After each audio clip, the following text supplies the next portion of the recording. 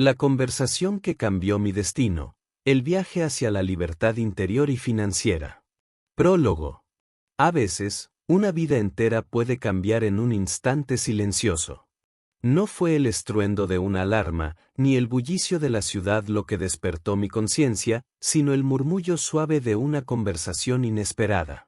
Vivía atrapado en la rutina, entre el gris de las mañanas y la monotonía de obligaciones. El espejo del bus devolvía una imagen cansada, reflejo de deudas tanto económicas como internas. ¿Dónde quedó el propósito? ¿En qué rincón se escondieron mis sueños? Al principio, me resigné. El trabajo tenía sentido solo para pagar cuentas, y la vida adulta parecía condenada al ciclo de producir, consumir y repetir. Con cada jornada, el entusiasmo se esfumaba y la multitud apurada me recordaba que la mayoría no vive, solo sobrevive. Un día cualquiera, después de una reunión sin alma y otro correo exigiendo resultados, decidí caminar sin rumbo. El aroma a café reciente me detuvo frente a un local discreto. Entré sin reservas. El ambiente era cálido, la música bajita, y varias conversaciones flotaban como nubes de pensamientos. Me senté cerca de la ventana, observando pasajeros de mundos ajenos. Entre todos, un hombre mayor leía, sin esfuerzo, irradiaba tranquilidad, como si hubiese entendido algo esencial que los demás aún buscaban. Mientras el vapor ascendía y el café impregnaba el aire, una verdad me golpeó: había vivido para cumplir expectativas ajenas, sacrificando lo propio. La frase de un viejo amigo volvió a resonar: el problema no es el esfuerzo, es la dirección. Quizás lo único que me faltaba era girar el timón. Capítulo 1. En la sombra de la rutina. La ciudad se despertaba cada día bajo un gris que parecía eterno. Pero para mí, el despertar era mucho más que la luz filtrada entre cortinas, era regresar a los barrotes invisibles de un hábito aprendido, reforzado por la repetición y el miedo al cambio. Mi ritual comenzaba antes del amanecer. El frío de la madrugada me abrazaba mientras observaba los títulos de libros que nunca llegué a terminar, apilados en un rincón del apartamento. Sus portadas prometían mundos y respuestas que, por años, fui dejando para cuando tuviera tiempo. El reloj marcaba las 6:30. Su sonido metálico ya no era una alarma, sino el recordatorio de un ciclo sin escape. Con el pasar de los días, la monotonía adquiría matices casi hipnóticos. El sonido del tráfico se mezclaba con el zumbido de las conversaciones ajenas en la oficina, creando una melodía a la que el cuerpo respondía sin pensar. En el trayecto al trabajo, solía observar cómo la ciudad entera se agitaba en su propio laberinto. Había niños que corrían risueños hacia la escuela, vendedores ambulantes que repetían su oferta como mantras antiguos, parejas que discutían en voz baja, apretadas por la prisa y el miedo a llegar tarde. Todo ese mundo funcionaba sincronizado dentro de un reloj invisible, y yo, absorto detrás del cristal del autobús, me preguntaba si realmente era parte de ese engranaje o solo otro observador perdido. Al llegar al edificio, el ascensor se llenaba de miradas cansadas, de suspiros apenas audibles. Las paredes del cubículo reflejaban versiones de nosotros mismos que deseaban, más que nada, estar en otro lugar. Durante las horas frente al escritorio, mi mente vagaba entre recuerdos y deseos truncos. En alguna ocasión, disimulé mi hastío escribiendo palabras en la libreta: hoy la rutina pesa como nunca, ¿será que todos fingen no notarla? Recordé la universidad, cuando los días traían promesas y el futuro parecía un espacio abierto, no un pasillo angosto. A veces visualizaba a mi yo de entonces, soñador, valiente, convencido de que todo era posible. Ahora, ese impulso se había diluido tras años de buscar seguridad antes que significado. Durante un almuerzo solitario en la cafetería de abajo, escuché sin querer la conversación de una mujer y su hijo adolescente. Ella le preguntaba si era feliz en la nueva escuela. El chico murmuró, dudando, hasta que al fin confesó: a veces, siento que todo es igual, aunque digan que estoy cambiando. Me identifiqué tanto con esa respuesta que no pude evitar sonreír. Me di cuenta de que la uniformidad nos alcanza a todos, nos abraza hasta volvernos conformistas. De regreso a casa, la caminata nocturna ofrecía un respiro. Las calles eran menos hostiles, la gente evitaba la mirada, pero el aire guardaba promesas susurradas. Cada farol encendido, cada sombra alargada por el paso del tiempo, despertaba en mí la sospecha de que, bajo la superficie de la normalidad, reposaba una sed no saciada, la sed de experimentar, de romper estructuras, de rehacerme desde lo invisible. Al abrir la puerta del apartamento, el silencio era a la vez enemigo y amigo. Me detenía unos minutos frente a la ventana, observando el flujo interminable de autos y peatones. En ese instante, volvía a preguntarme, ¿quién decide cómo vivir, cuándo cambiar, dónde fracasar? A veces, el miedo a la soledad parecía más fuerte que el deseo de cambio. Sin embargo, otra parte de mí insistía en buscar respuestas más allá del confort. Encendí la lámpara de lectura y revisé un antiguo diario. Las páginas sostenían sueños que parecían pertenecerle a otra vida, viajes pospuestos, proyectos sin terminar, nombres de personas que ya no estaban. Cerré el diario, en ese acto sencillo, sentí el peso de una verdad compartida por tantos. Vivir es, muchas veces, sobrevivir al olvido de uno mismo. Decidí entonces que, aunque la rutina insistiera con su estrechez, al menos podría rescatar alguna chispa. Escribí una nota en el espejo, hoy miraré mi día como si fuese el primero. Al día siguiente, repetí el ejercicio. No siempre logré cambiar el ritmo, pero esos pequeños gestos se volvieron faros tenues en la penumbra. Así, entre el gris de la ciudad y la luz templada del apartamento, fui descubriendo que la libertad no siempre se conquista en grandes saltos. A veces, basta con interrogar la monotonía, permitirse dudar, aprender a escuchar el rumor de lo que aún no ha sido dicho. Con el tiempo, me convertí en autómata, la ducha, la camisa planchada, el café preparado con el mismo esmero de cuando soñaba con conquistar el mundo. Hoy el café no sabe a nada, tomo el bus resignado, sabiendo que mis pasos no me pertenecen.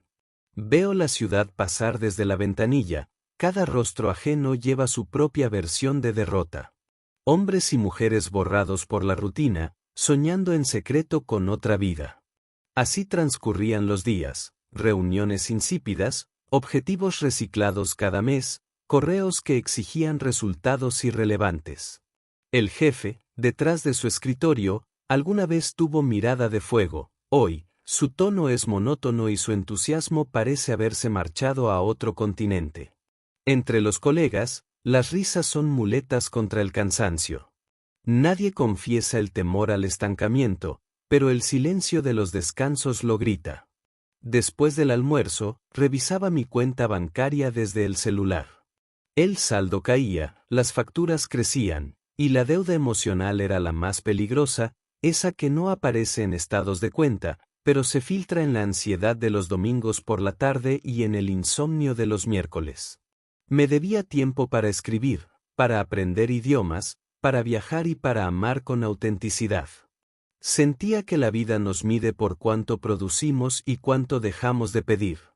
A veces, en la quietud del apartamento, la pregunta me encontraba casi sin aviso, ¿esto es todo lo que hay? El susurro recorría las paredes, y las fotos de mi infancia, colgadas en el pasillo, mostraban a ese niño de sueños estrafalarios, ansioso por explorar, por descubrir. ¿Dónde quedó esa energía? La rutina parecía una tela de araña invisible. Mis movimientos eran estudiados, pero jamás conseguía despegarme del centro. Cada mañana reforzaba los hilos, el sueldo fijo, el seguro de salud, el miedo a perder. Pero cada noche, el vacío volvía, preguntándome si vivía o solo sobrevivía. Una semana de especial monotonía se rompió por casualidad, un cortocircuito en la oficina y la noticia de que una colega había pedido un año sabático para recorrer Sudamérica. El rumor se propagó. ¿Está loca?, murmuraban algunos. ¿Y si le sale bien? pensaban otros. Ese evento modesto despertó algo en mí. Me descubrí imaginando, ¿y si el caos no era enemigo, sino posibilidad? De regreso a casa, fundé un rincón para mis sueños olvidados, papeles con viejas ideas de novelas, poemas inconclusos, notas sobre proyectos que alguna vez me emocionaron.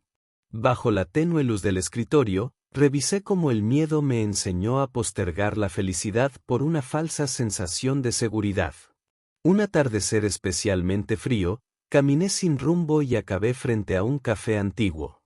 Entré movido más por curiosidad que intención. El ambiente cálido, los libros en estanterías, la luz suave, todo parecía abrazar secretos y refugios. Hundido en el murmullo ajeno, sentí que el mundo podía ser distinto si me atrevía a cambiar el guión. La rutina acechaba todavía, pero esa noche decidí escribir la primera página de una historia que nunca me permití iniciar. Mientras las sombras caían sobre la ciudad, supe que mi vida, tan atrapada en ciclos repetidos, comenzaba, aunque tímida, a buscar un rumbo nuevo. Y así, bajo el velo de una noche común, algo en mi interior se atrevía a imaginar, ¿qué pasaría si la rutina, finalmente, decidía soltarme? Una noche, Daniel, amigo de juventud, me invitó a cenar y me cuestionó con serenidad, ¿por qué sigues donde estás si no eres feliz? La estabilidad, las cuentas, el tener algo seguro. ¿Seguro para quién? El tiempo no se puede ahorrar. Durante días, esa frase me perseguía en el metro, en el tráfico, en la máquina de café. La pregunta insistía en cada escenario de mi rutina, ¿qué harías si no tuvieras miedo? Capítulo 2. El café de los destinos cruzados. La mañana era fría y la ciudad parecía sumida en sus propios pensamientos. Volví al café, guiado por una intuición, como si ese lugar guardara respuestas invisibles que solo se revelan cuando se comparte el tiempo con desconocidos. La puerta, pesada y antigua, se abrió y de inmediato sentí el calor peculiar del sitio. Más allá de las lámparas, era la presencia de quienes habitaban allí lo que creaba esa atmósfera entre misterio y refugio. Era temprano y los primeros clientes llegaban con mochilas de rutina y miradas llenas de historias a medio contar. Me acomodé junto a una ventana empañada y, antes de sacar mi libreta, me permití observar la coreografía sutil de ese espacio único. A mi derecha, una mujer repasaba papeles legales. A mi izquierda, dos jóvenes músicos afinaban guitarras con nerviosismo adolescente. El camarero saludaba a todos por su nombre, era el guardián manso de aquel cruce de vidas. Al poco rato, la señora de cabello plateado ocupó de nuevo la mesa de al lado. Esta vez, compartió el relato de un viaje soñado y nunca realizado, de cartas escritas para pedir perdón y aventuras que le cambiaron el carácter. Me conmovió su sinceridad. En ese momento, un hombre que aguardaba café se sumó a la conversación y habló sobre cómo conoció a su esposa en ese mismo café, ambos esperando escapar de una tormenta, ambos cambiando su destino con un saludo tímido. El día avanzaba y la atmósfera se volvía aún más íntima. Dos colegas discutían el fin de su sociedad comercial, pero lo hacían con una franqueza que convertía el conflicto en crecimiento. Un docente jubilado leyó poemas propios en voz baja y la pareja mayor celebró su aniversario con galletas caseras que ofrecieron a todos, creando una pequeña fiesta espontánea.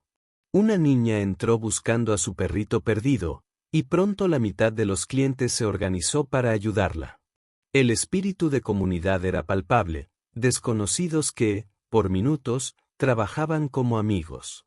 Cuando la niña encontró al perrito bajo una mesa, los aplausos sinceros unieron al café en un solo gesto de alivio y alegría. En esa misma mesa, horas después, un anciano se sentó con una radio portátil. Sintonizaba emisoras de otros países y decía que así recordaba su infancia en el extranjero. Compartió un recuerdo sobre una Navidad lejana, una anécdota de guerra y cómo, al final, solo quedan los rostros y las canciones. Sin pedirlo, nos regaló un silencio largo y digno, como si la memoria fuera una ofrenda colectiva. El tiempo en el café se dilataba. Durante unos minutos, la vida afuera, la lluvia, los autos, las noticias malas, parecía interrumpida por ese paréntesis de comunidad. A cada rato, la puerta sonaba y entraban nuevas voces, nuevos misterios. Un grupo de viajeros, recién llegados con mochilas embarradas, pidieron chocolate caliente y compartieron rutas y mapas con otros presentes. Una anciana entabló amistad con ellos, identificando en su deseo de aventura una nostalgia, quizá, de su propia juventud. Me sorprendí hablando con una joven francesa, voluntaria en una ONG, que trabajaba en la ciudad por un año. Me contó cómo una simple conversación en un café de París cambió el rumbo de su carrera. Allí conoció a la persona que la inspiró a buscar causas en otros países. Nos reímos de las casualidades, como los destinos cruzados en cafeterías parecían suceder igual sin importar la geografía. Escuché más relatos. Un hombre de mediana edad, despedido tras décadas en la misma empresa, le confesaba tímidamente a otra clienta el vértigo de iniciar de nuevo. Ella, recién llegada al barrio tras un divorcio, le habló de empezar otra vez y de aprender a quererse en la madurez. Fueron honestos en sus miedos y se despidieron con una promesa de volver a sentarse juntos la semana siguiente, para verificar que seguimos intentando. En la barra, el camarero contaba cómo había sido testigo de múltiples reconciliaciones y desencuentros sin pronunciarse jamás. Aquí uno aprende que todos los caminos pueden cruzarse un día y separarse el siguiente, sin rencor.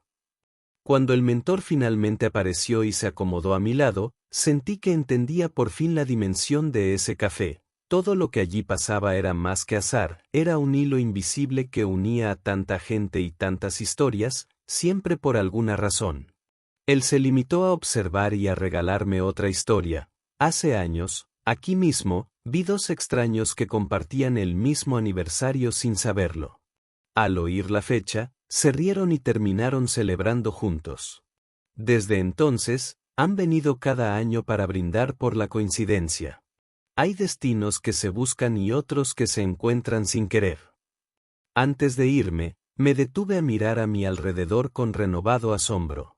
Comprendí que cada encuentro, cada confidencia, cada sonrisa compartida o lágrima contenida era parte de un tejido mayor. El café de los destinos cruzados no era solo un sitio de paso, era un portal, un puente entre lo que somos y lo que podemos llegar a ser si nos dejamos modificar por el encuentro con el otro. Esa tarde, al salir bajo un cielo ya despejado, invoqué la promesa de regresar no solo como observador, sino como partícipe activo en la red silenciosa de vidas que allí, inadvertidamente, cambiaban de rumbo cada día. El mentor apareció, saludando discretamente.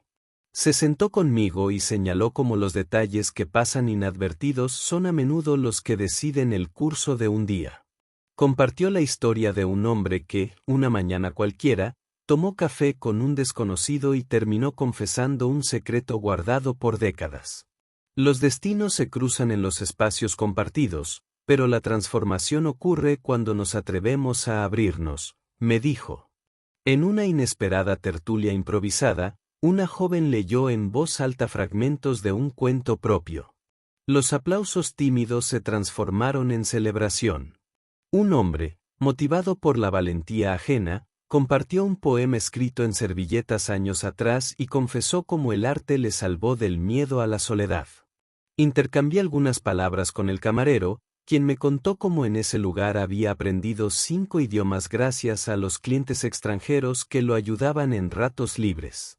Sus sueños de viajar y sus relatos de anécdotas cotidianas me hicieron ver que nunca era solo un observador. En cada encuentro, quienes habitan el café son protagonistas y testigos del mismo espectáculo. Mirando alrededor, fui consciente de que todas las personas allí presentes llegaban con historias previas, pero el cruce de sus destinos las transformaba. Observé cómo el médico jubilado ofrecía consejos sobre salud a una joven preocupada, como la señora de las cartas reía por primera vez en semanas tras escuchar una canción en vivo, como otros compartían contactos y oportunidades de trabajo. En un rincón, el mentor escuchaba a una mujer que lloraba en silencio. La atmósfera, lejos de juzgarla, le ofreció consuelo espontáneo. Un cliente le invitó un café, otro compartió sus propias luchas. Vi que a veces los destinos cruzados no implican relaciones duraderas, sino instantes de humanidad que pueden cambiar el tono de una jornada, una decisión o incluso una vida. Al final, el mentor dejó una hoja en mi mesa. El verdadero cruce de caminos no solo sucede afuera, sino cuando permites que tu historia se mezcle con la de los demás. Era una invitación a no resistir el azar, a entender que la rutina también guarda milagros si aprendemos a mirar con atención. Al salir, la ciudad seguía su curso, indiferente a lo que allí había ocurrido. Pero yo comprendí que en cada encuentro, por breve o inadvertido, algo en mí cambiaba de rumbo. Los destinos se cruzaban y, a veces, la vida compartida en un café podía transformar el trayecto entero. Caminé hacia casa con la convicción de que cada día, cada rostro y cada conversación tejen un hilo invisible en el tapiz de mi propia historia. En el café de los destinos cruzados, aprendí que un cruce puede ser el verdadero despertar de una nueva dirección. Capítulo 3. Las preguntas que derriban muros. Desde hacía semanas, vivía con el eco persistente de una pregunta que Daniel me había lanzado casi sin buscar mi respuesta: ¿qué harías si no tuvieras miedo? Aquella frase, como una piedra en el agua, había provocado ondulaciones lentamente expansivas en mi conciencia, obligándome a mirar de frente las murallas que yo mismo había levantado a mi alrededor. Mis días continuaban dentro de la coreografía habitual: el café por la mañana, el saludo forzado a colegas, los paseos entre oficinas inundadas de luz artificial. Pero por debajo de cada gesto cotidiano comenzaban a agitarse preguntas nuevas, incómodas y decisivas. Empecé a notar que las verdaderas fronteras no estaban en la ciudad, ni en el trabajo, ni siquiera en la rutina. Estaban en mi mente, en lo que me atrevía o no a preguntar. Una tarde, mientras caminaba por el parque, observé a una madre y su hija pequeña que discutían sobre una tarea escolar. ¿Por qué tienes miedo de equivocarte?, preguntó la madre. La niña, cabizbaja, respondió: porque los errores se quedan pegados. Me emocionó la honestidad dolorosa de esa frase, y comprendí que parte de crecer consiste en aprender a preguntar no solo por respuestas, sino por la razón de los propios límites. Inspirado por la escena, me propuse dedicar un día entero a preguntarme lo que normalmente evitaba. En una libreta, anoté dudas que durante años había desterrado. ¿Qué pasaría si cambiara de trabajo? ¿Si llamara a alguien del pasado? ¿Si me permitiera soñar en grande, sin censura? Las preguntas actuaron como claves insospechadas, abriendo habitaciones secretas de la mente. Algunas respuestas eran vagas, otras aterradoras, pero ninguna fue inútil. Sentí el vértigo del riesgo, pero también la apertura de un nuevo horizonte. El mentor, al escuchar mi inquietud, propuso un ejercicio grupal en el café que tituló Muros y Preguntas. Reunió a varias personas habituales: una joven médico, un profesor jubilado, un comerciante extranjero, y nos invitó a escribir en hojas anónimas las preguntas que nunca nos atrevimos a compartir en público. Después, las mezcló y las leyó en voz alta, una por una.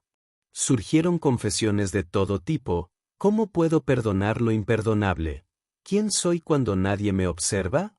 ¿Por qué me siento extranjero en mi propio barrio? ¿Qué pasaría si dejara de fingir felicidad? El ambiente se tensó y suavizó al mismo tiempo. Nadie se burló, nadie juzgó. Lo que había sido muro se volvió puente. La joven médico, conmovida por una pregunta sobre el miedo a fracasar profesionalmente, contó cómo la presión de la perfección le impedía pedir ayuda. El profesor jubilado confesó que, durante mucho tiempo, ocultó su tristeza tras bromas, evitando que sus hijos supieran lo solo que se sentía. El comerciante reveló que envía cartas a su familia en África donde nunca menciona sus dificultades en el nuevo país, por temor a decepcionar. Cada relato fue un ladrillo derribado por las preguntas correctas. Al salir al aire libre después de la reunión, Sentí que la ciudad se veía diferente, menos rígida, menos hostil. Caminé entre plazas y avenidas preguntándome cómo sería la vida si todos pudiéramos compartir, aunque fuera por un instante, la pregunta que más nos pesa. Imaginé un mundo donde las fronteras interiores se desmoronaran con un simple ¿por qué? Un mundo menos formal, más humano, donde la curiosidad fuera bienvenida y la vulnerabilidad abrazada. Durante la semana siguiente, me comprometí a practicar la duda activa. En el trabajo, pregunté a mi jefe por qué se repetían las mismas metas sin que nadie creyera realmente en ellas. Aunque su respuesta fue vaga, sentí libertad al arriesgarme. En el autobús, conversé con una mujer mayor y le pregunté qué cambiaría si pudiera regresar a su juventud. Se sorprendió y acabamos hablando sobre las expectativas y la capacidad de reinventarse. Incluso en casa, planteé preguntas abiertas a mi familia. ¿Qué significa realmente estar bien? ¿Por qué evitamos hablar del pasado? Las conversaciones se volvieron más profundas, más incómodas y finalmente, más esclarecedoras. Entendí que las preguntas pueden derribar muros con contundencia, pero también con delicadeza, abriendo heridas para que sanen y revelando verdades ocultas. Visitando el café una noche, el mentor me confesó que, en su juventud, aprendió que la mejor manera de transformar una relación era preguntar, ¿qué te gustaría que entendiera de ti y nunca he preguntado? Me contó historias de reconciliaciones y acercamientos que solo fueron posibles gracias a la valentía de una duda bien formulada. Al final de esa semana, dejé atrás la vieja libreta donde anotaba solo respuestas y estrené una nueva, dedicada exclusivamente a preguntas. En la portada escribí, que cada muro sea un punto de partida, no de fuga. Me prometí no dejar pasar los días sin indagar en mí mismo ni en los otros. Las preguntas ya no serían enemigos, sino aliados, símbolos del deseo de vivir con la mente y el corazón abiertos. La ciudad, vista ahora desde este nuevo enfoque, me parecía más transitable, menos amenazante. Los muros, interiores, sociales, emocionales, no desaparecían del todo, pero se volvían más porosos, más flexibles ante la curiosidad y el coraje. La libertad, comprendí, no está solo en la respuesta encontrada sino en la pregunta que nos atrevemos a hacer. Aquel impulso me llevó a retomar contacto con mi madre, con quien las conversaciones profundas habían ido menguando tras viejas discusiones. Me atreví, en una llamada pausada, a preguntar, ¿qué te gustaría que entendiera de tu historia? Y nunca he preguntado. Su voz se quebró, y por primera vez compartió temores, sueños y decepciones ocultadas por años de distancia. Sentí que esa pregunta había abierto una puerta que ambos pensábamos cerrada para siempre. En la oficina, cuando el ambiente seguía cargado de competencia disfrazada de cortesía, propuse una reunión informal. La consigna era sencilla, cada uno debía formular una pregunta sobre algún punto de la empresa que jamás se hubiera atrevido a preguntar en público. Las preguntas fueron incisivas, algunas dolorosas, pero la discusión fue la más honesta y productiva en meses.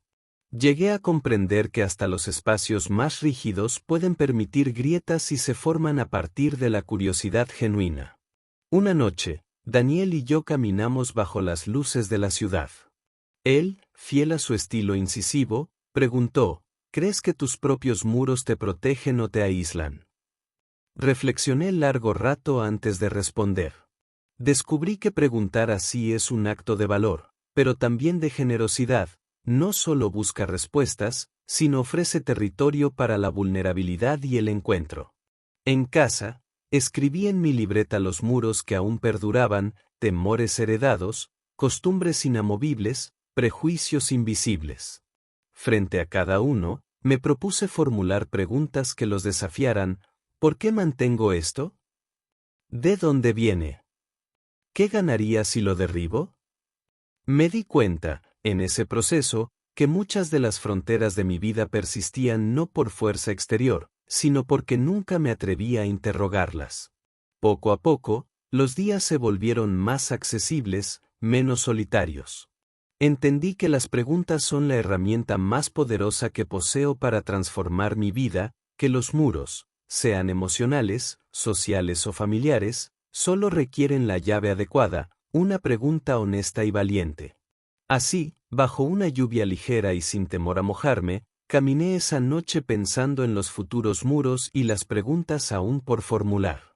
Sentí que lo esencial de cambiar no era encontrar todas las respuestas, sino vivir dispuesto a derribar cada barrera con una pregunta honesta, aunque tiemble la voz y duela la verdad.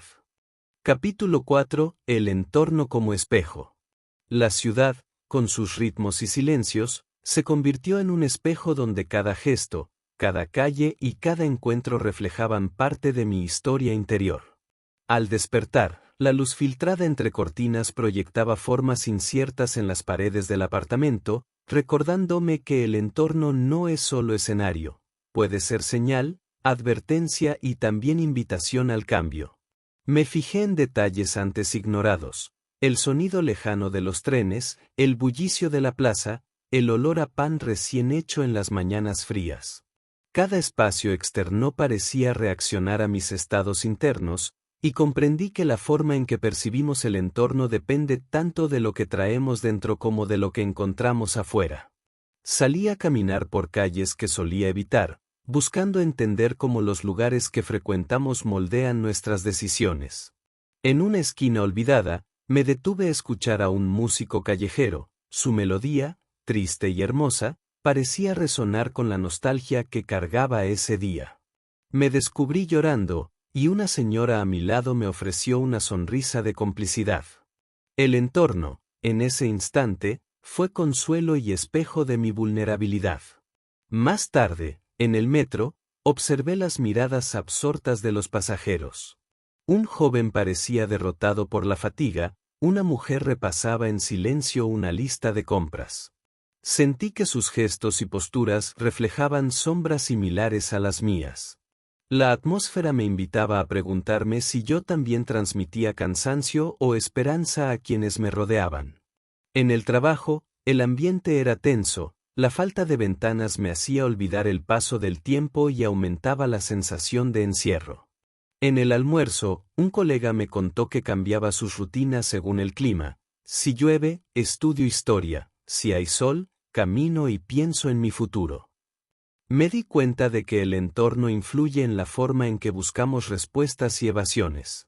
El mentor, al que encontré esa tarde en el café, compartió su idea: el entorno siempre tiene algo que decirte, pero la clave es aprender a escuchar. ¿Has notado cómo tu ánimo cambia junto al río, en la montaña, o en una calle bulliciosa? No es casualidad, tu mente dialoga con el mundo exterior. Reflexioné sobre las veces que la arquitectura de mi ciudad, los colores de las casas, la música en los bares, renovaban o restaban mi energía. Decidí experimentar, cambiando escenarios para ver cómo influían en mis emociones. Fui a una galería de arte y sentí que los cuadros abstractos liberaban mi imaginación. Me senté en una biblioteca antigua y la quietud me llevó a confrontar pensamientos incómodos, pero necesarios. Esa semana, quise transformar mi apartamento, moví muebles, colgué fotos viejas y abrí las ventanas al atardecer. Noté que los espacios abiertos me hacían sentir más libre, mientras los rincones oscuros reforzaban mi tendencia al aislamiento. El entorno, en este juego, me enseñaba a cuidar mi propio espacio para favorecer el bienestar. Conversando con Daniel, debatimos sobre cómo los grupos y contextos sociales a los que nos exponemos actúan como espejos de nuestras aspiraciones y temores. Él relataba que, tras mudarse a un barrio diferente, empezó a buscar nuevas conexiones, cambiando poco a poco sus hábitos y creencias. Me di cuenta de que dejar atrás el entorno anterior era dejar atrás prejuicios y miedos heredados. A lo largo de los días, observé cómo pequeños cambios externos producían diferencias internas: escuchar naturaleza en vez de tráfico, acudir a charlas inspiradoras, evitar espacios que alimentaban la nostalgia o el resentimiento. Me propuse pensar que el entorno podía ser aliado en mi proceso de transformación, no solo decoración pasiva. En una clase de yoga al aire libre, bajo árboles altos, la instructora dijo: permítense sentir cómo el entorno sostiene y desafía. Me concentré en la brisa, el canto de pájaros, la distancia de la ciudad, y noté que ese contexto facilitaba la introspección profunda. Más tarde, escribí en mi diario que los entornos pueden promover o frenar el crecimiento. Lo importante es aprender a convocarlos y a retirarse de aquellos que ya no aportan. Al volver a casa esa noche, me detuve ante el reflejo del apartamento iluminado. Comprendí que los objetos y espacios guardan memoria de emociones pasadas, pero pueden reprogramarse.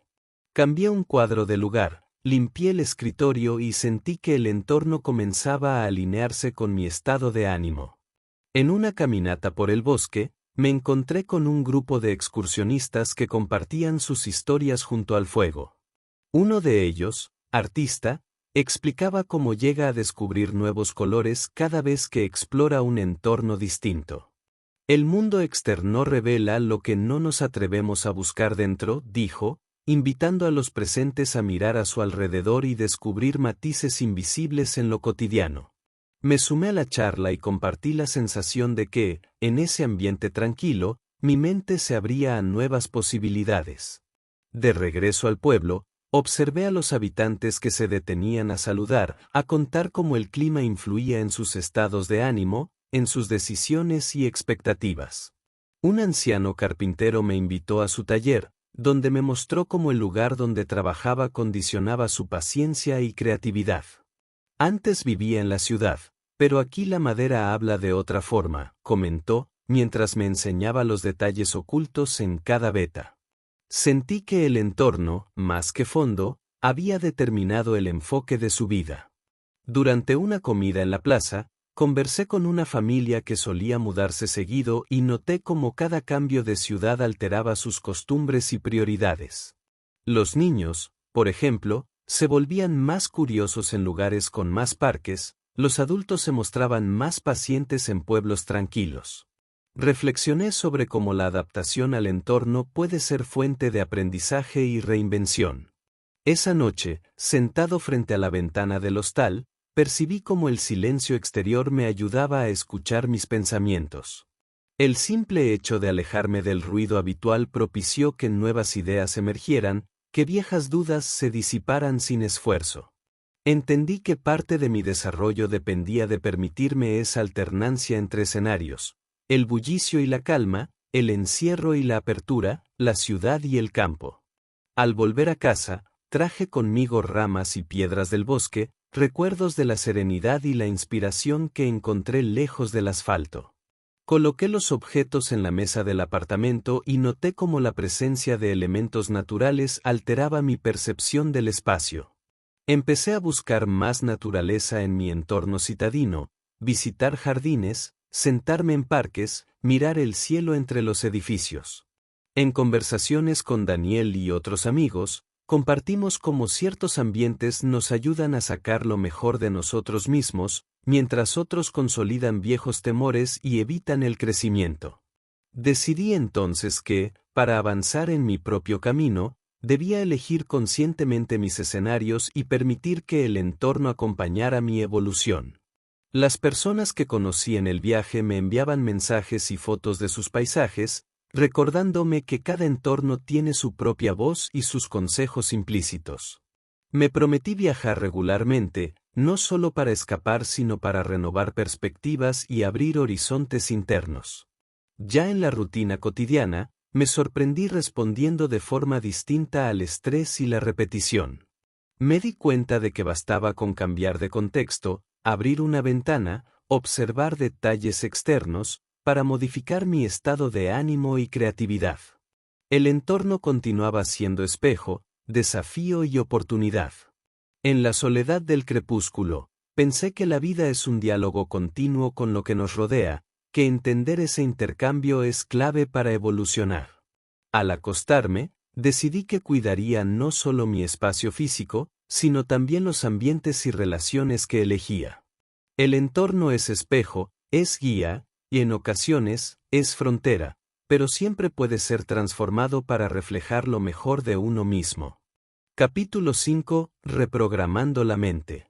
El cambio verdadero, lo comprendí con el tiempo, no solo implica acciones externas ni mudanzas evidentes. Lo fundamental ocurre dentro de la mente, en la manera de interpretar el mundo, de procesar recuerdos y dibujar expectativas sobre uno mismo. Este capítulo de mi vida comenzó la tarde en que, cansado de escuchar el mismo monólogo interno, decidí buscar un nuevo enfoque, una actualización deliberada de mis propios pensamientos. Todo empezó con un libro sobre neuroplasticidad que encontré casi por azar en una librería de segunda mano. El autor afirmaba, con pasión y ejemplo, que las creencias y hábitos no son estructuras fijas, pueden deshacerse y reformularse si uno asume el trabajo cotidiano de la mente. Me senté esa noche a leer y terminar, por primera vez en años, una obra que no era solo distracción sino herramienta. Inspirado, quise poner a prueba la reprogramación en mi rutina diaria. La mañana siguiente, en vez de empezar el día revisando redes sociales y noticias negativas, repetí una afirmación sencilla frente al espejo: hoy soy capaz de cambiar aquello que me limita. Al principio, me sentí ridículo, las palabras resonaban vacías. Pero el mentor sostenía que para reprogramar la mente, hay que persistir incluso cuando no se ven resultados inmediatos. Decidí observar mis pensamientos recurrentes. Descubrí patrones de autocrítica, frases heredadas: no eres suficiente, el fracaso no tiene perdón, que se reproducían casi sin control. Me comprometí a confrontarlos uno por uno, escribiendo en mi libreta cada creencia limitante y reformulando su versión positiva: sé que tengo miedo, pero también sé que avanzo, el error es un maestro, no un carcelero, no todos los días serán perfectos, pero cada día puedo elegir mi actitud. En el trabajo, la ansiedad solía dominarme antes de reuniones importantes. Esta vez, decidí visualizar el encuentro como una oportunidad de aprendizaje y no como una prueba de valor. Practiqué respiración profunda, llevé notas preparadas y, al terminar la sesión, anoté 3 aspectos positivos de mi desempeño. Al final de la semana, mi percepción cambió, los retos parecían menos gigantes y más como pasos en un proceso continuo. El mentor, testigo de mi esfuerzo, compartió meditaciones guiadas para identificar y redirigir pensamientos automáticos. La mente es como un jardín, decía, hay que quitar las malas hierbas, plantar semillas nuevas y regar con paciencia.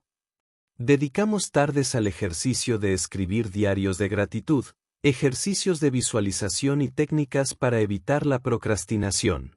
Me sorprendió ver cómo, poco a poco, mi voz interna adquiría un tono más amable. En una charla grupal del café, conocí a una mujer que había superado años de ansiedad gracias a la reprogramación mental. Compartió estrategias como la técnica del ancla, asociar una emoción positiva a un objeto cotidiano para activar recursos internos en momentos de estrés. Al día siguiente, elegí una pulsera sencilla y cada vez que la tocaba, recordaba afirmaciones que me devolvían la calma. Me aventuré en prácticas nuevas, escribí listas de pequeñas metas realizables en vez de fijarme solo en grandes objetivos, dediqué minutos cada noche a imaginar soluciones, no solo obstáculos. Noté que mi energía aumentaba en la medida que cambiaba la narrativa interna. Los avances eran discretos pero constantes. Una vez, tras varias semanas de este proceso, revisité recuerdos dolorosos que solían detenerme. Decidí contarlos desde otra perspectiva, no solo el sufrimiento, sino lo aprendido, lo resiliente, lo capaz que me volví tras esas pruebas. Descubrí que reprogramar la mente no es borrar lo vivido, sino resignificarlo. El mentor lo llamaba reescribir el guión, un acto de compasión hacia uno mismo. En conversaciones con Daniel, debatimos sobre el impacto del entorno en la mente, cómo las relaciones pueden reforzar creencias o desafiarlas. Compartimos anécdotas de momentos decisivos donde alguien cercano nos ayudó a cambiar la interpretación de un evento, a soltar culpa innecesaria y abrir espacio para nuevas posibilidades. Hubo días de retroceso, de dudas y de recaídas en viejas formas. Aprendí a no castigarme por ello, sino a ver cada paso como parte del aprendizaje. Anoté en mi diario: la reprogramación no es línea recta. Es espiral, es flujo, es paciencia. La tecnología también ayudó. Usé aplicaciones de meditación, podcasts motivacionales y foros donde compartir avances y tropiezos. Descubrí que el apoyo colectivo, aunque virtual, fortalece el proceso. Las historias de otros refuerzan la idea de que ninguno está solo en la travesía mental. Transformé rutinas, caminé cada tarde al parque para oxigenar ideas, cambié la decoración de mi apartamento para inspirar creatividad, renuncié a conversaciones que alimentaban la queja constante.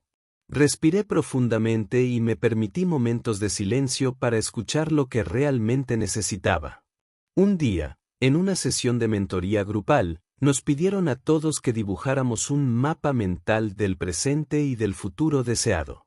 Visualicé caminos antes cerrados, ahora accesibles, escribí palabras como confianza, autenticidad, curiosidad. Sentí alegría al notar que la mente, lejos de ser enemiga, puede convertirse en aliada si uno cultiva el diálogo adecuado.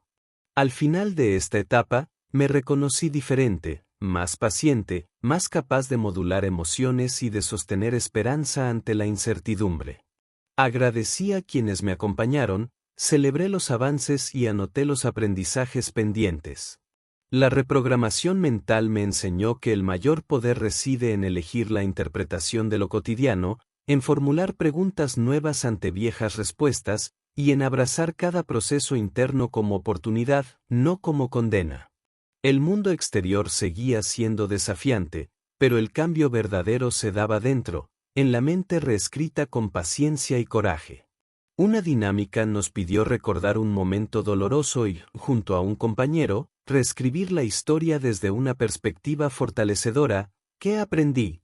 ¿Cómo me ayudó esto a crecer? ¿Qué habilidades desarrollé a pesar, o gracias, de esa caída? El entorno grupal, la empatía espontánea de desconocidos, reforzó en mi mente la idea de que los grandes cambios suelen necesitar apoyo externo y nuevos contextos. Tras aquel taller, integré a mi vida el hábito de hablarme como lo haría con un amigo. Ante un error o un retroceso, la pregunta era: ¿qué mensaje de aliento le daría a alguien querido en esta situación? Al practicarlo, la vergüenza se reducía y la autocompasión se volvía posible.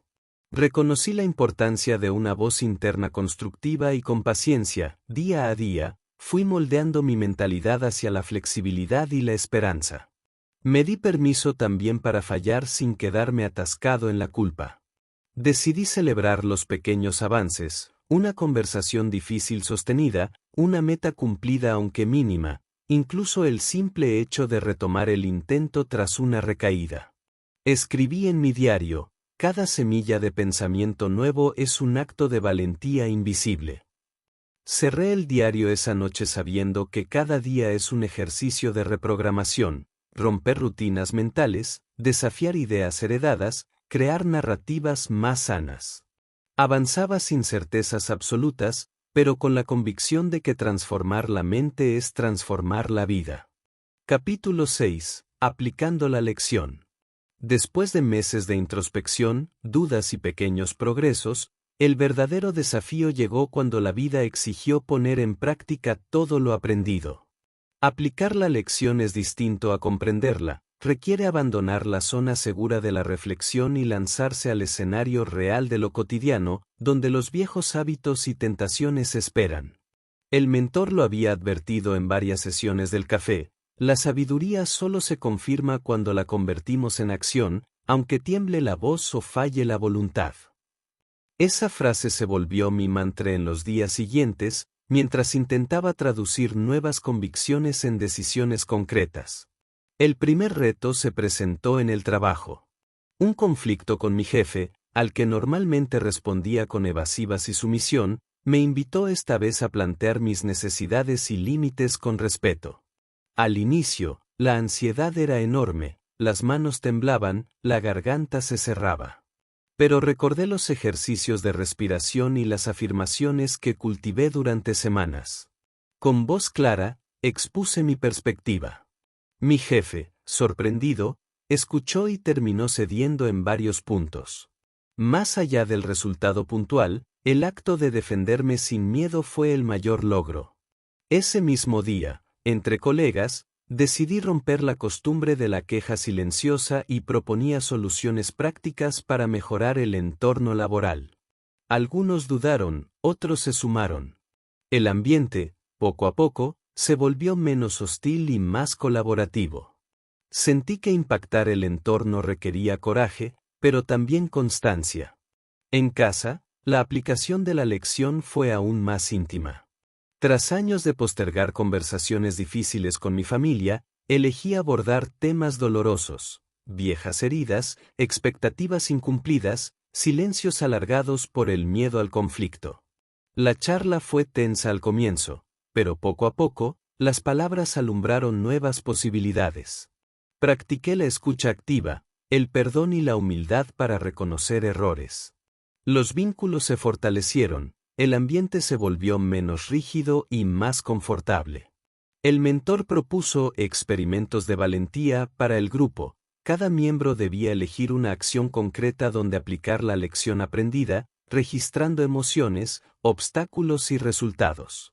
Daniel, por ejemplo, decidió salir de su rutina social y unirse a una actividad comunitaria. Marta afrontó un temor recurrente y comenzó terapia. Yo acepté participar en una charla pública donde compartí mi proceso de transformación ante desconocidos.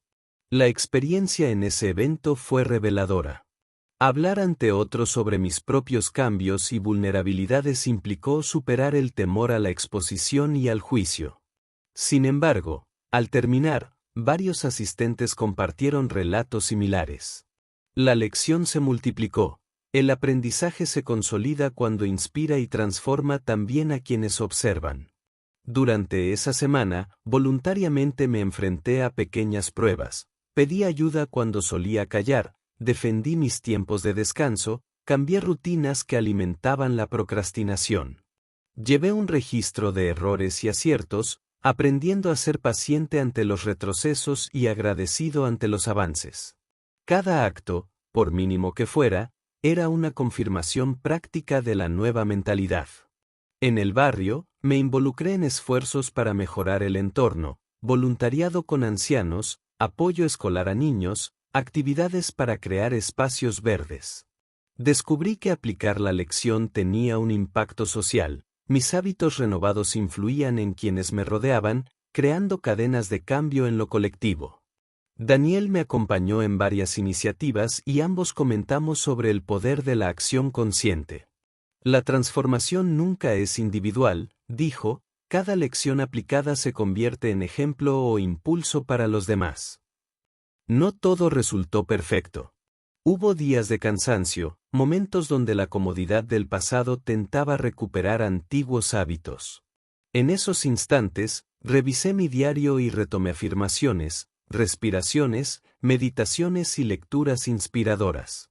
El mentor insistía en la importancia de la perseverancia, la lección solo se asimila cuando la repetimos, cuando la encarnamos aunque todo nos invite a desistir. En una cena íntima con amigos, compartimos anécdotas sobre los cambios emprendidos y los muros derribados. El ambiente era de complicidad y esperanza. Los errores eran vistos como parte natural del proceso, las caídas como lecciones adicionales. Aprendí a valorar la retroalimentación, a corregir el rumbo sin castigarme por no avanzar siempre en línea recta. Al caminar por la ciudad, fui consciente de la diferencia entre observar y participar. Aplicar la lección significa construir, dialogar, ofrecer y pedir ayuda, transformar el entorno y aceptarse en movimiento. Vi que los lugares, las personas y los desafíos cambiaban según mi disposición a actuar y mi capacidad de resignificar lo cotidiano. Al final de esa etapa, me miré en el espejo con gratitud. Había dejado de ser solo alumno y ahora practicaba ser agente de cambio. El camino seguía lleno de pruebas, pero la certeza de que podía aplicar lo aprendido, una y otra vez, convertía cada día en oportunidad de superación. El ambiente era distinto, niños jugando, vecinos discutiendo, voluntarios coordinando materiales. Al principio, la confusión era notable, las ideas chocaban y algunos abandonaron la sala, molestos por no ser escuchados.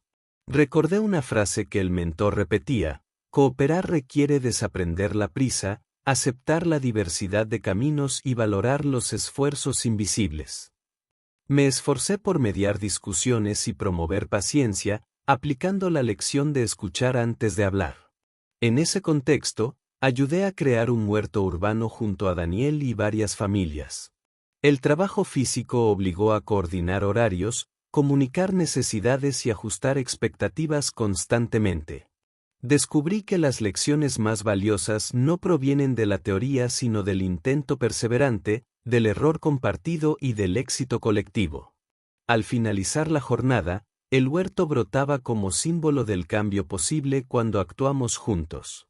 Más tarde, conversé con Marta sobre su propia aplicación de la lección. Había dedicado tiempo a voluntariado con adolescentes en riesgo. Su relato resaltó la dificultad de sostener empatía ante historias difíciles, pero también el impacto profundo de ofrecer escucha genuina. Hay días en que las palabras no bastan. Solo la presencia y la acción confirman el aprendizaje, anotó en su diario. Al volver a casa, medité sobre el ciclo invisible entre conocimiento y acción. Me di cuenta de que el antiguo temor al fracaso era ahora combustible para aprender con mayor profundidad, que los obstáculos reales ofrecían oportunidades de refinar la técnica y fortalecer la voluntad. En el barrio, los resultados de nuestro trabajo eran visibles. Los niños participaban más activamente, los adultos se mostraban abiertos a nuevas iniciativas. Las reuniones de vecinos se tornaban puntos de encuentro y construcción en vez de simples quejas. El mentor insistía: la lección vivida se multiplica en cada acto, y nunca somos conscientes de a cuántos puede transformar. Al cerrar el día, sentí que aplicar la lección requiere flexibilidad, humildad y la capacidad de celebrar los pequeños logros diarios. Anoté: hoy confirmé que saber y hacer son procesos distintos, pero inseparables. La transformación ocurre solo en el cruce entre intención y acción. Antes de dormir, escribí en mi diario: aplicar la lección es vivir con propósito, no basta con entender, hay que actuar, fracasar y volver a intentarlo. Solo así, la transformación interior se vuelve real y se refleja fuera. Cerré los ojos con la seguridad de que, al día siguiente, la vida seguiría exigiendo nuevas aplicaciones, nuevas lecciones y, sobre todo, la voluntad para continuar aprendiendo. Capítulo 7. La transformación silenciosa. El cambio más profundo casi nunca anuncia su llegada. Nadie celebra el instante en que una idea germina, ni se escucha el eco de la voluntad renovada en medio del tráfico o la rutina. La transformación silenciosa sucede en espacios discretos. Una pregunta en la oscuridad, una nueva respuesta ante un viejo reto, la lenta erosión de una creencia que parecía intocable. Durante meses, me había dedicado a observar mis propias mutaciones interiores. Había logrado reprogramar ciertas creencias, aplicar lecciones a momentos concretos, pedir ayuda y ofrecerla sin vergüenza. Sin embargo, lo que realmente redefinió mi vida fue la persistencia de pequeños actos cotidianos, los gestos imperceptibles que iban tejiendo una nueva versión de mí. En la madrugada, mientras la ciudad dormía, encendía una luz tenue y escribía en mi diario. Lo hacía sin grandes pretensiones, solo para registrar avances mínimos, una conversación donde callé en vez de criticar, una tarde donde preferí el parque a la pantalla, una noche donde perdoné sin esperar nada a cambio. Esos logros no llenaban páginas ni merecían aplausos, pero se acumulaban como capas de tierra fértil preparadas para recibir la esperanza.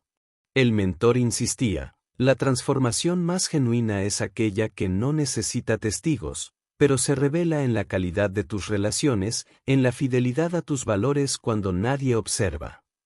Recordé episodios donde resistí la tentación de volver a hábitos dañinos, donde elegí paciencia frente al caos y agradecimiento frente a la frustración. Los días parecían iguales, pero se distinguían por una serenidad nueva, más honda que los bruscos cambios visibles. En el café, los habituales comenzaron a notar mi actitud distinta.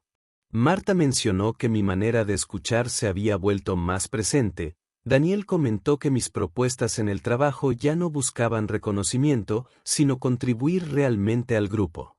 Esas observaciones me indicaron que la transformación silenciosa, aunque invisible en el espejo, irradiaba hacia el entorno.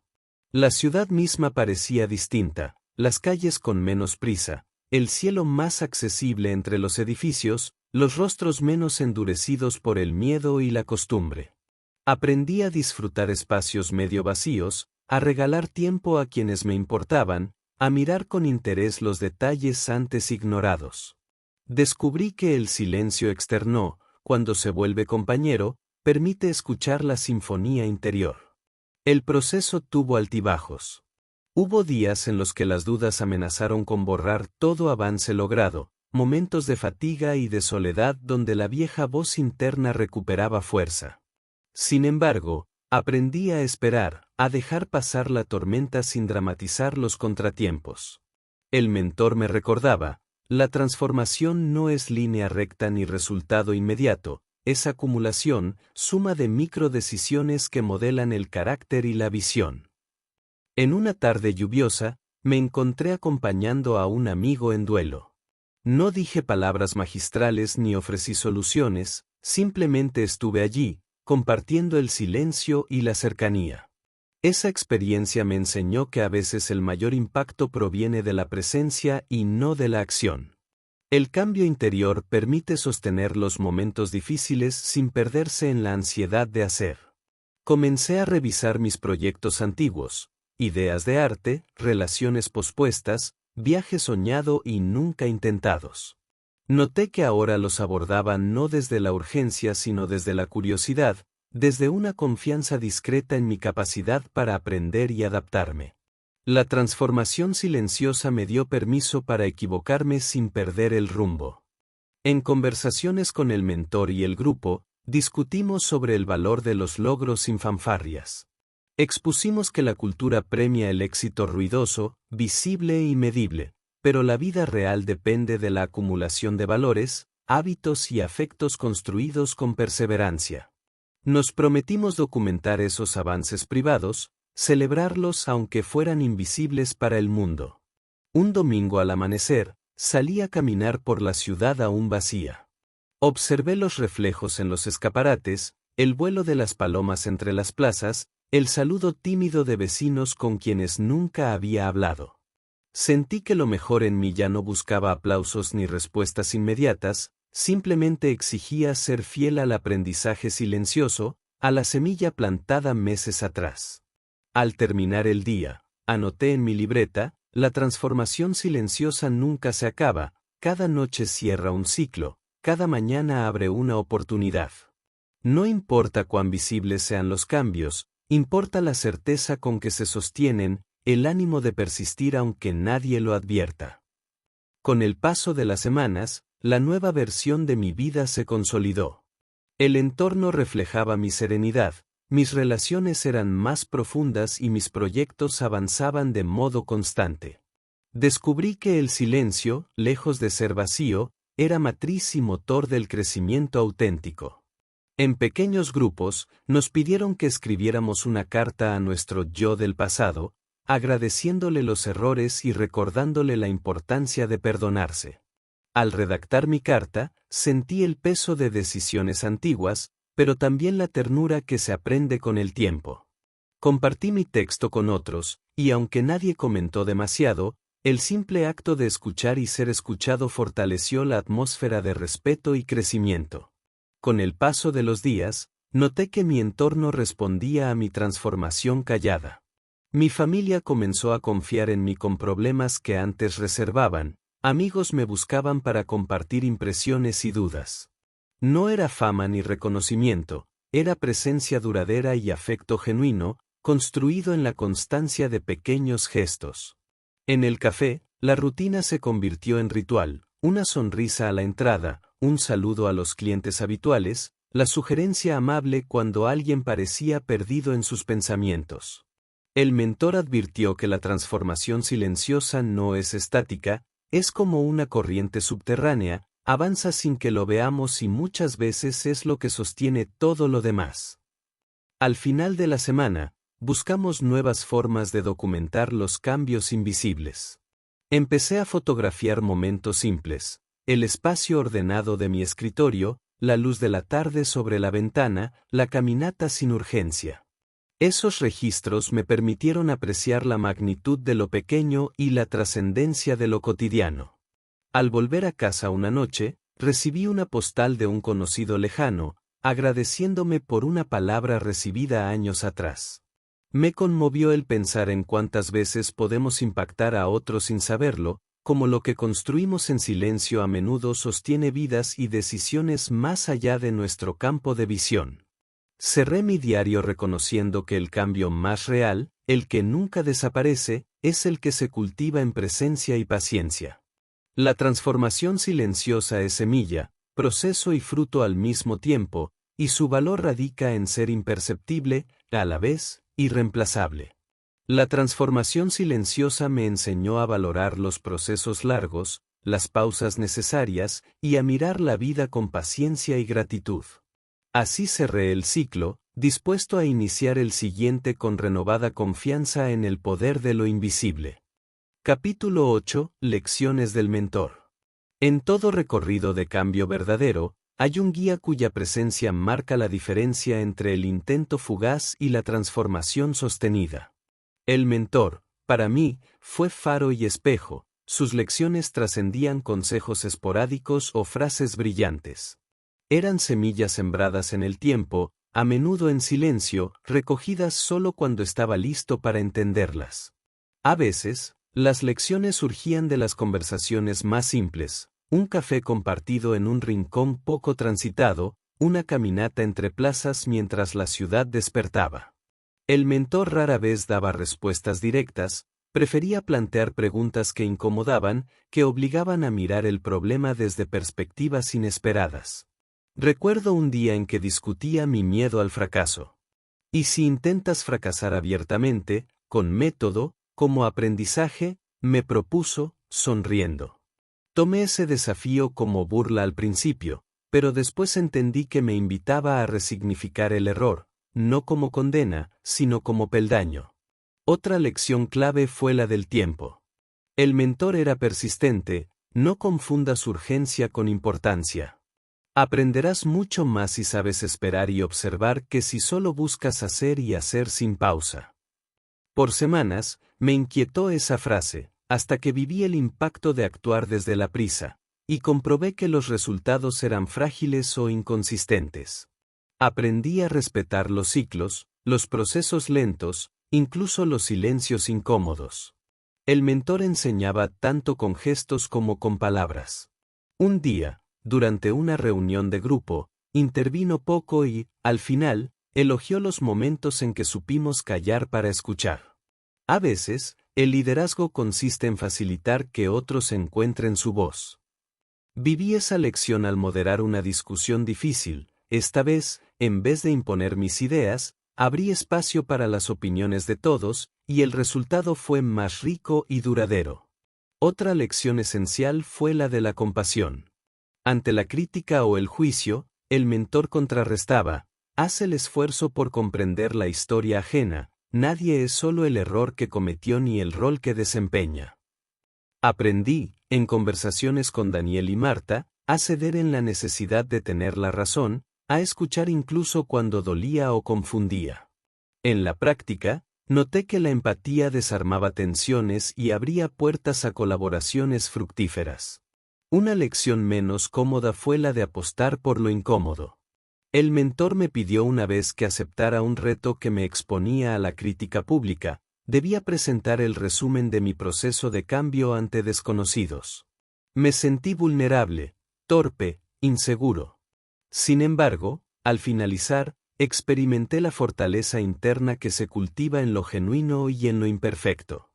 A lo largo del año, el mentor insistió también en la autonomía. No tienes que depender de mi guía para siempre.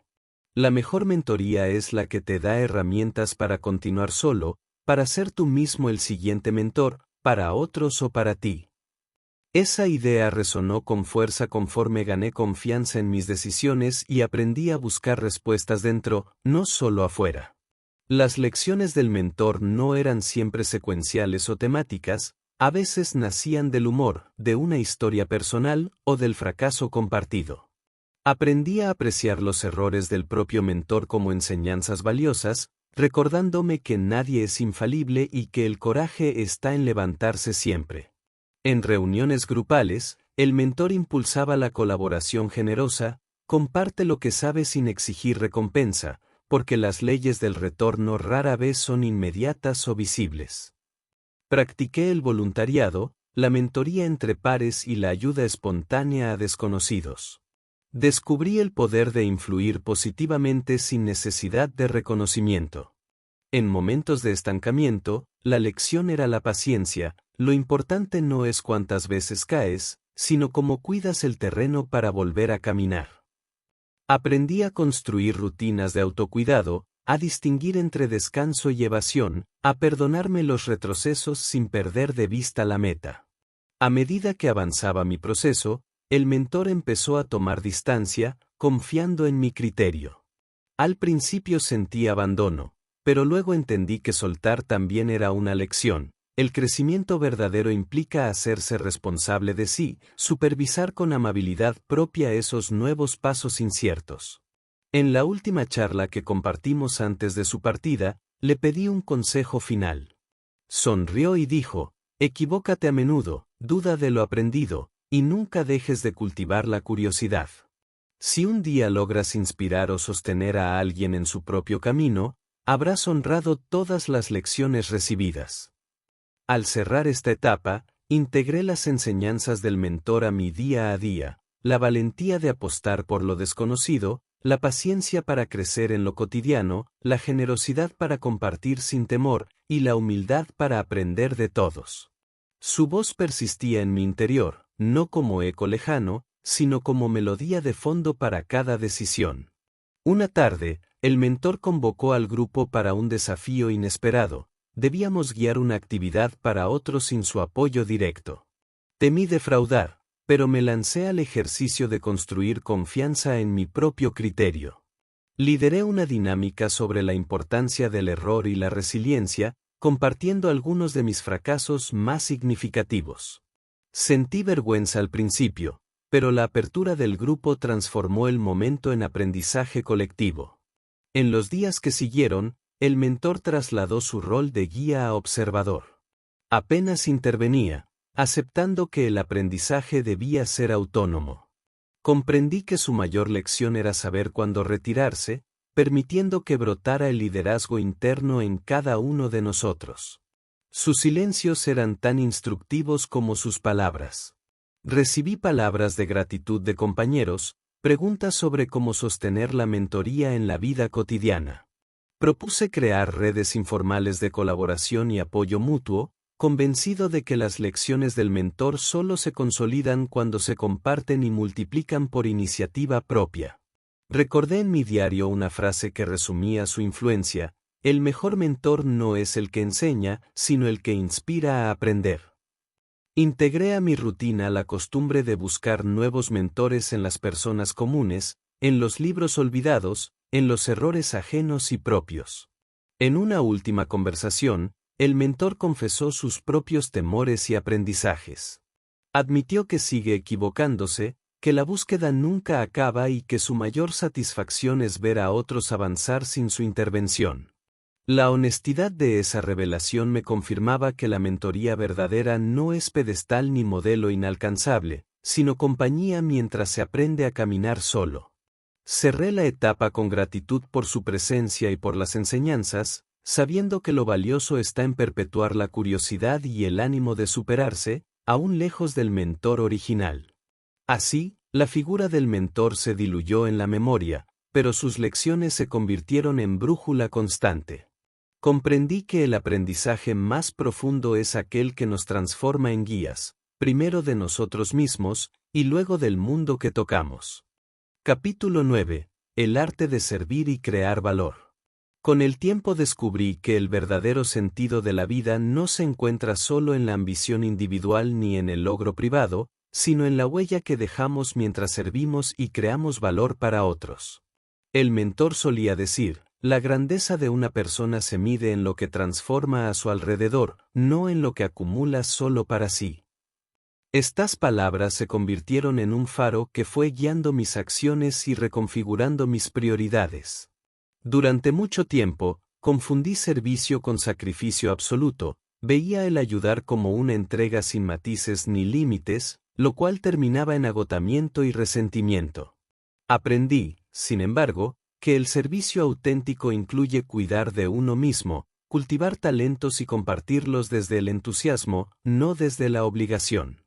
El arte de servir reside en ofrecer lo mejor sin anular la propia voz, y en aceptar que el valor genuino se multiplica cuando responde a necesidades reales, no solo a expectativas externas. La primera vez que experimenté el impacto de crear valor fue en un proyecto comunitario. Nuestro barrio enfrentaba problemas de abandono y desconfianza. Organizamos jornadas para limpiar parques, sembrar jardines y ofrecer talleres gratuitos de lectura y arte. Al principio, la participación era escasa y las críticas abundaban. Pero con paciencia y ejemplo, vecinos antes distantes empezaron a colaborar, los niños se apropiaron de los espacios y pronto el ambiente cambió. Vi que el valor social no es inmediato, se cuece a fuego lento a través de actos consistentes. En el trabajo, exploré cómo servir va más allá de cumplir tareas. Rediseñé procesos, propuse mentorías para nuevos empleados y ofrecí tiempo a colegas en crisis. La satisfacción que sentí fue distinta a la de lograr objetivos personales. El sentido de utilidad y conexión despertó una motivación más resiliente, menos dependiente del reconocimiento externo y más ligada al orgullo interno de contribuir. El mentor insistía, crear valor no es grandeza a los ojos del mundo, sino impacto en una vida, aunque solo sea una. Me desafió a buscar oportunidades de servicio en los pequeños actos diarios. A veces, era ayudar a un desconocido con una carga pesada, otras, ofrecer escucha sin juicio a alguien abrumado. Descubrí que servir no siempre requiere grandes gestos, a menudo, el arte reside en la humildad de los detalles. Aprendí también la importancia de innovar en el servicio. En un mundo cambiante, el valor se renueva cuando nos atrevemos a cuestionar viejas formas, a experimentar soluciones, a arriesgarnos a salir de lo seguro para proponer alternativas. Inicié un grupo de voluntariado virtual para conectar necesidades urgentes del barrio con habilidades de vecinos dispersos. La creatividad potenció el impacto y multiplicó la energía colectiva. En conversaciones con amigos, debatimos sobre el equilibrio entre dar y recibir. Llegamos a la conclusión de que el servicio saludable es recíproco. En ayudar, uno aprende y se transforma. En recibir, uno confirma que nadie es autosuficiente. Compartir talentos y recursos fortalece comunidades, genera pertenencia y previene la soledad. El arte de servir exige, sin embargo, establecer límites. Había caído antes en la trampa de decir sí a todo y descuidar mi propio bienestar. Así entendí que para crear valor sostenible, hay que proteger la energía, respetar los tiempos personales y delegar cuando es necesario. El mentor sugería siempre revisitar la intención, sirve desde el amor, no desde el miedo ni la culpa. El valor auténtico surge de la generosidad espontánea. En talleres y actividades grupales, experimenté la alegría genuina de construir valor en equipo, la satisfacción de ver una idea multiplicada por otros, el orgullo de celebrar logros ajenos sin competir, la humildad para aceptar ayuda cuando las fuerzas flaquean. El arte de servir es, en última instancia, arte colectivo. Cada vez más, percibía que el verdadero valor creado trasciende lo tangible. Se manifiesta en la inspiración que provocamos, en los vínculos fortalecidos, en las oportunidades abiertas para quienes vendrán después. Sentí que mi vida, una vez enfocada casi exclusivamente en metas individuales, adquiría una plenitud nueva al descubrir la dicha de compartir y colaborar. Al final de este capítulo, comprendí que servir no es perderse ni diluirse, sino encontrarse y elevarse a través del otro. Crear valor es la única riqueza que no se agota, porque se multiplica en las historias, recuerdos y oportunidades que generamos. Inspirado, comencé a organizar pequeñas tertulias literarias donde vecinos y amigos compartían relatos y perspectivas sobre el significado de servicio en sus propias vidas. Una madre narró cómo su experiencia ayudando a familias migrantes le enseñó a ver la dignidad en cada diferencia. Un joven, voluntario en hospitales, habló de cómo la entrega constante le devolvía esperanza en la humanidad.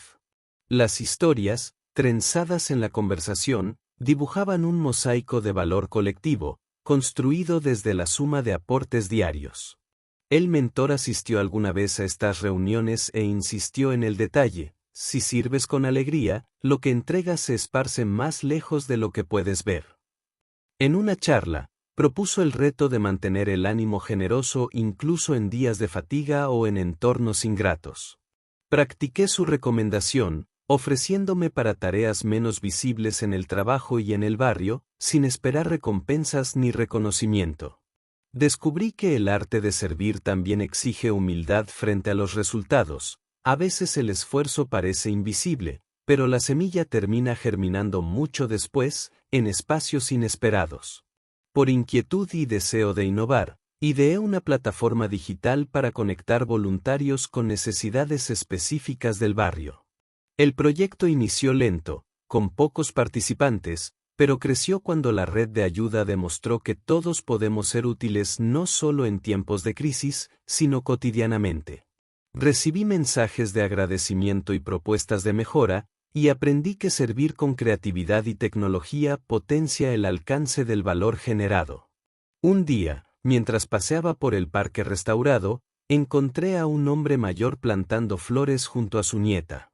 Conversamos sobre el valor de crear belleza en medio del trajín urbano. Sirvo a los que aún no han nacido, me dijo, y eso basta para dar sentido a mi día.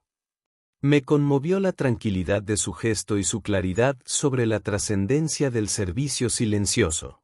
Cada escena, cada anécdota, reafirmó que el arte de servir y crear valor es un legado que se transmite por contagio y ejemplo. Compartí estas reflexiones con mis amigos y familiares, impulsando a mirar la vida no solo en función de logros propios, sino de cómo cada acción afecta el entramado de relaciones, historias y oportunidades de quienes nos rodean. Al cerrar este capítulo, anoté en mi libreta: el valor de mi vida se mide por la capacidad de multiplicar bienestar y sentido en mi entorno. Sirvo desde la gratitud, creo valor porque soy parte de una historia que empezó antes de mí y continuará después. Sentí que al practicar el arte de servir, el mundo se volvía al mismo tiempo más grande y más cercano. Cerré la etapa con la convicción de que mi mejor versión solo florece cuando mi talento se pone al servicio del bien común, y que el arte de servir y crear valor es el legado más perdurable que puedo dejar. Capítulo 10. El dinero como herramienta y puente. El dinero, ese tema omnipresente y casi siempre incómodo, fue, durante mucho tiempo, una fuente de ansiedad y contradicción en mi vida. La cultura parecía exigir que todo girara alrededor de cuánto ganamos, acumulamos o mostramos. El mentor, sin embargo, recalcaba que el dinero no es destino ni enemigo, sino herramienta y puente, sirve para potenciar el valor propio y ajeno, y para conectar mundos que de otra manera permanecerían aislados. En mi familia, el dinero era asunto de conversación silenciado. Cada gasto ocultaba temores y conflictos no resueltos. Aprendí a asociar el ahorro con privación, la inversión con riesgo, el gasto con culpa. Este modelo mental me acompañó por años, condicionando mi forma de decidir y de relacionarme con el trabajo, los sueños y la generosidad. La primera lección del mentor fue desmitificar el dinero: no te define, pero sí te condiciona. Aprende a verlo como un aliado, nunca como dueño. Practiqué observar mis emociones al recibir, gastar o donar dinero. En vez de evitar la incomodidad, analicé cada reacción. Descubrí que mi autopercepción cambiaba según el saldo de la cuenta, pero también que la gratitud por lo que tenía podía reprogramar esos sentimientos. A lo largo de varios meses, invertí tiempo en educarme sobre finanzas personales.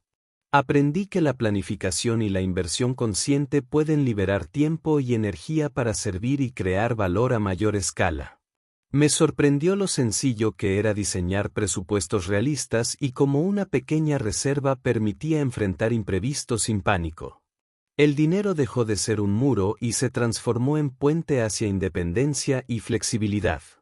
El mentor insistía: usa el dinero para experimentar, aprender y conectar, no solo para protegerte del miedo.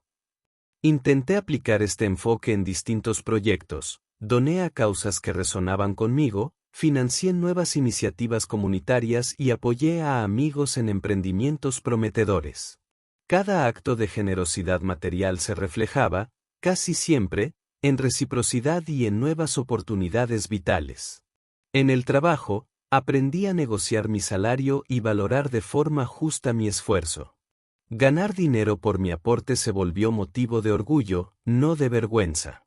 Compartí recursos, timepos y conocimientos con quienes lo necesitaban, reconociendo el círculo virtuoso de dar y recibir.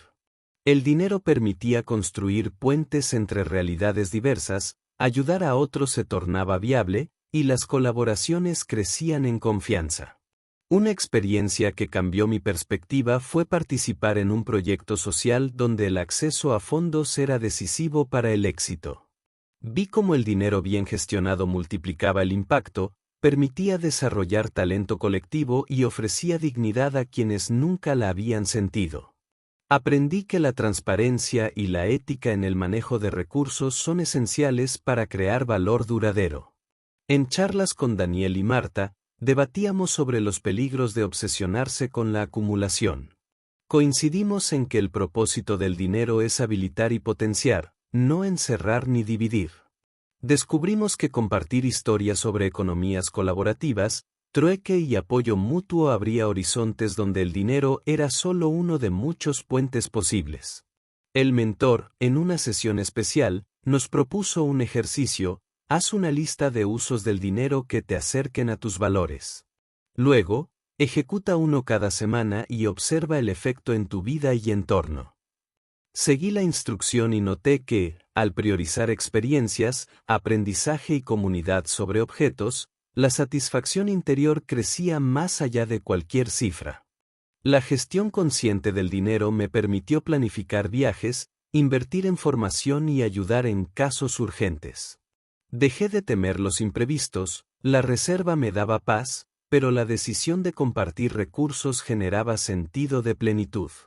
Vi el dinero como una manera de agradecer a la vida, como una palanca para abrir puertas a otros y a mí mismo. La etapa final de este proceso me enseñó que el dinero, lejos de ser final, es inicio de caminos compartidos.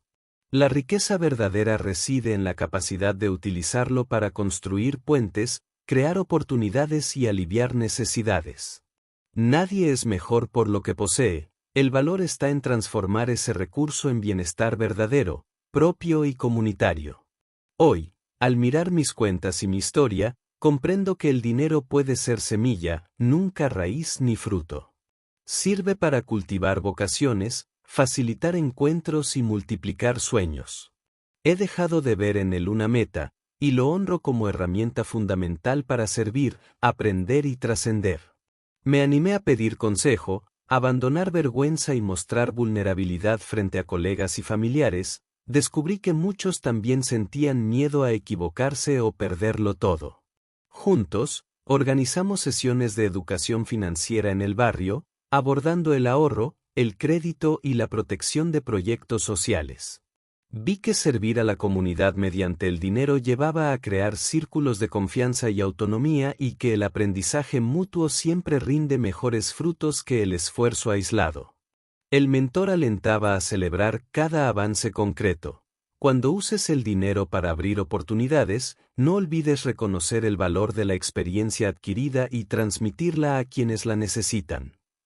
Puse en práctica esta sugerencia, becando a un joven que quería estudiar arte y financiando la impresión de un libro comunitario. La gratitud recibida llenó de sentido cada inversión, más allá de los números. Reflexioné sobre los espacios donde el dinero genera divisiones injustas. Inicié campañas para redistribuir recursos en tiempos de crisis, sumando esfuerzos de muchos para que ninguno quedase excluido. La gestión colectiva enseñó que la generosidad se multiplica y que el dinero puede, efectivamente, ser el puente que sostiene la esperanza en días oscuros. Al conversar con Marta y Daniel, debatimos sobre el equilibrio entre bienestar propio y la entrega al bien común. Redactamos juntos un manifiesto personal: el dinero será dedicado a aprender, a experimentar, a colaborar y a sanar. Que cada uso responda a la pregunta: ¿esto construye puentes o levanta muros? La frase se convirtió en guía diaria y en testimonio de una nueva mirada, más libre y proactiva. La tecnología también abrió caminos insospechados. Participé en redes de microfinanzas, compartiendo recursos con emprendedores locales y generando cadenas de confianza. Observé que la innovación permite que el dinero llegue donde antes era imposible, potencie ideas y revitalice comunidades. Al final de esta reflexión, comprendí que cada moneda, cada billete, cada transferencia puede ser instrumento de cambio positivo. Lo importante no es la cantidad, sino la intención, el valor añadido y la historia que acompaña cada acción. El dinero, utilizado con generosidad y visión, une historias, transforma prácticas y da sentido a vidas que se cruzan por un instante o por toda una vida.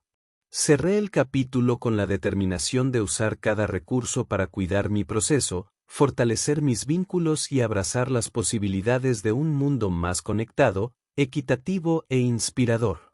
Epílogo. Las historias verdaderas no terminan, se transforman en ecos, decisiones y vidas ajenas que siguen en movimiento. Al mirar atrás, percibo el trayecto recorrido no como una línea recta sino como un tejido de aprendizajes, encuentros y despedidas. Si algo ha quedado claro, es que nada de lo fundamental sucede de golpe. Las grandes metamorfosis son hechas de pasos pequeños, elecciones silenciosas y actos sencillos repetidos con coraje y paciencia. Comprendo ahora que el sentido se teje en cada instante vivido, sobre todo, en el modo en que respondemos a los desafíos y cuidados del mundo. He aprendido a valorar el proceso, no solo los logros visibles, sino también las semillas que tardan años en florecer. Mi historia fue moldeada por preguntas, por el entorno, por la influencia de guías y por la voluntad de transformar dificultad en oportunidad. No hay fórmulas infalibles para vivir bien, pero reconozco con humildad que abrir la mente, servir con alegría, y buscar el significado en cada día me ha dado una brújula cuando todo parecía perder sentido. En el fondo, seguimos siendo aprendices de la vida, cada ciclo termina, pero su lección permanece para quien esté dispuesto a escuchar. Hoy, sigo caminando. El miedo aparece, las dudas regresan, pero la confianza lenta, esa que se cultiva en el silencio y la acción, me permite abrazar el futuro, con gratitud por lo recorrido y esperanza activa por lo que está por empezar. Bonus track // reflexión final del autor. Escribir este viaje ha sido, ante todo, una manera de reconocer mi propio proceso y honrar a quienes me acompañaron. Ninguna transformación ocurre en soledad ni sin esfuerzo. Cada página, cada capítulo, es testimonio de una búsqueda compartida con los lectores. A quienes han llegado hasta aquí, mi abrazo sincero y mi invitación abierta: tomen lo que resuene, adapten lo aprendido a sus propias vidas, compartan sus propias historias. Si algo de este relato contribuyó a cuestionar, aliviar, motivar o inspirar una decisión, por pequeña que sea, el propósito se habrá cumplido. La vida nunca deja de proponer desafíos y, en ellos, renace nuestra posibilidad de reinvención. Que cada mañana, cada vínculo y cada dificultad se conviertan en territorio fértil para la resiliencia y el sentido. Gracias por confiar tiempo y atención a estas páginas. Que el mensaje principal trascienda, Siempre es posible transformar la rutina, servir con autenticidad y construir un valor perdurable. Que tu próximo capítulo sea escrito con coraje, ternura y la certeza de que, incluso en el silencio, nunca dejas de crecer.